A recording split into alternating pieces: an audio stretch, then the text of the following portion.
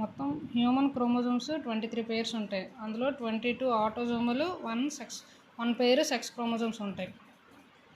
మొత్తం 46 క్రోమోజోమ్స్ ఉంటాయి. అయితే ఈ క్రోమోజోమల్ డిజార్డర్స్ అనేవి జనరల్గా 5 టైప్స్ ఉంటాయి. First Down syndrome, Edward syndrome, Patau's syndrome, Klinefelter, Turner syndrome.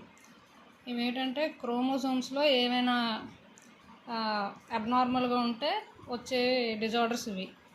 Down సిండ్రోమ్లో 21st chromosome, ఇక్కడ 23 పేర్స్ ఉంటాయి కదా, 23లో 21st క్రోమోజోమ్ అది ఎక్స్ట్రా ఒక ఎక్స్ క్రోమోజోమ్ ఉంటుంది.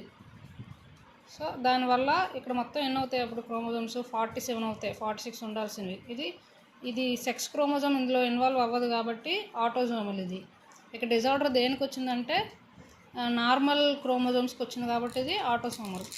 నెక్స్ట్ ఎడ్వర్డ్స్లో 18th క్రోమోజోమ్ ఎక్స్ట్రా ఉంటుంది, ఎక్స్ క్రోమోజోమ్, అందుకు ట్రైసోమీ 18 అని అంటారు. ఇది కూడా ఆటోసోమలే.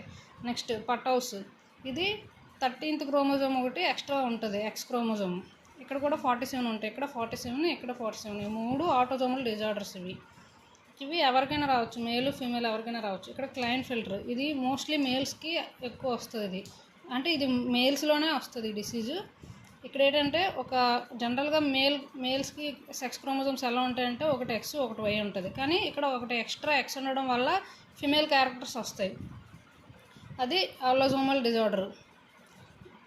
Next Turner syndrome. ఇక్కడ ఒక జనరల్గా ఫీమేల్స్కి అయితే సెక్స్ క్రోమోజోమ్స్ ఒకటి ఎక్స్ ఇంకోటి కూడా ఎక్సే ఉంటాయి, కానీ ఇక్కడ సెకండ్ క్రోమోజోమ్ అనేది ఉండదు, ఇది ఆబ్సెంట్ అయిపోద్ది, ఒకటే ఎక్స్ ఉంటుంది. సో ఇక్కడ ఏమవుతుందంటే టోటల్ ఎన్ని ఉంటాయి క్రోమోజోమ్స్ 45 ఉంటాయి, ఒకటి ఆబ్సెంట్ అవుతుంది. ఇది మోనోసోమీ, సింగిల్ క్రోమోజోమ్ కదా సెక్స్ క్రోమోజోమ్. ఇలా ఉండడం వల్ల ఏంటంటే ఇక్కడ ఇన్ఫెర్టిలిటీ డిజార్డర్స్ వస్తాయి, ఇక్కడ కూడా ఇన్ఫెర్టిలిటీ డిజార్డర్స్ వస్తాయి. సో ఈ 2 ఆలోజోమల్ డిజార్డర్స్, ఈ 3 ఆటోసోమల్.